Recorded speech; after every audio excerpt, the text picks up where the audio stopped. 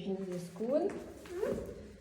خدنا الشنطة طبعا مليانة كده عشان احنا واخدين معانا ايه، علبة فيها بونبوني هنوزع على اصحابنا في الكلاس، ودي كيس ده هنوزع في البوس. احنا البوس بتاعنا صغنون. سيمو بصلي يلا.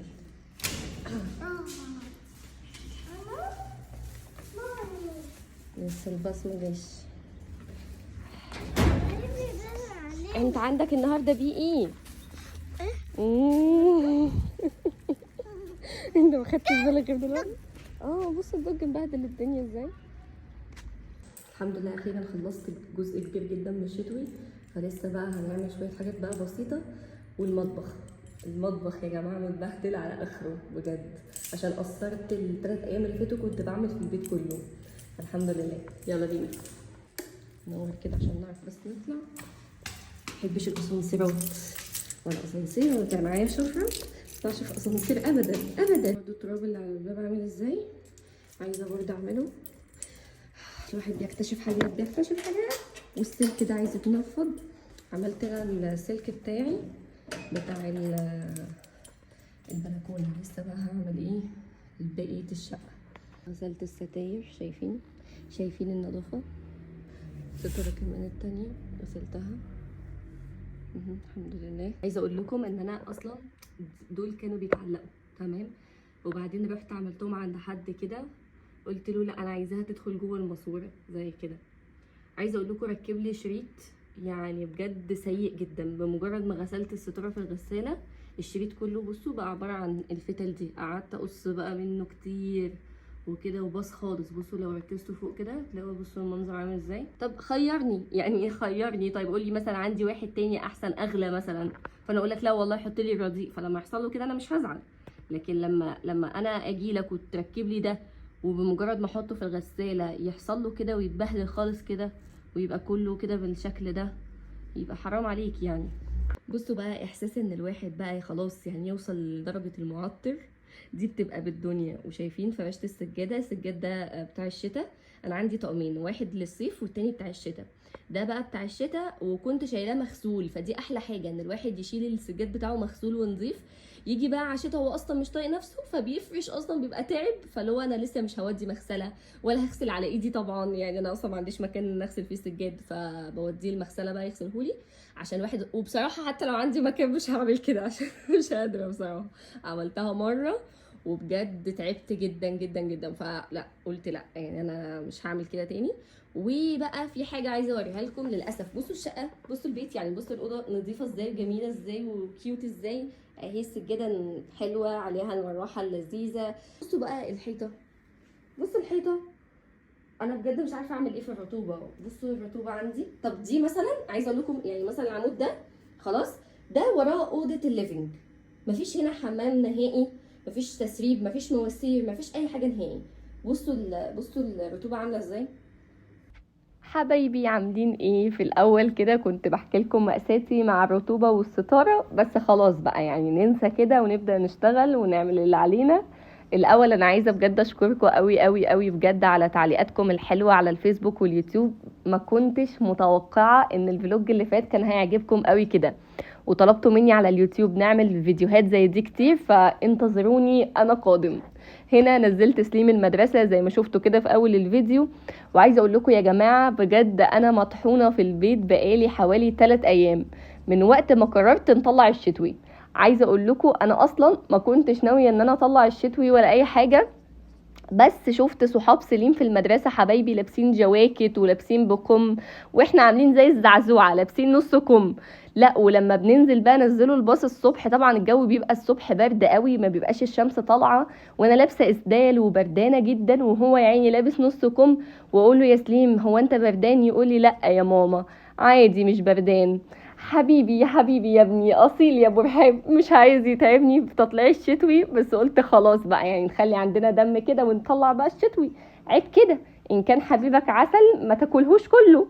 بس بقى امبارح بالليل عايزه اقول لكم الريسبشن ده كان يعني رأسا على عقب، قلبته كله كله كله وغيرت النظام خالص.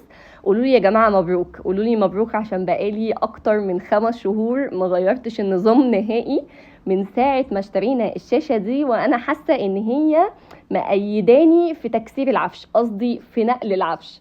طبعا انا عايزه اقول لكم يعني هي غصب عني والله يا جماعه، هي وراثه، انا بقعد اغير شويه النظام واغير هنا واجدد هنا.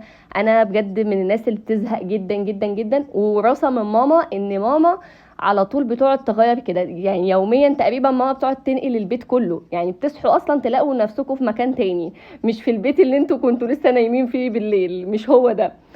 والله افتكرت دلوقتي موقف، استنوا لازم احكيه لكم. كنت زمان باخد دروس عندي في البيت، وبعدين ايه، كانت عاملين يعني ماما كانت عامله لي اوضه كده للدروس، كانت الاوضه دي فيها مكتب ليا عشان كنت بذاكر عليه، وكانت فيها سرير وترابيزه للدروس.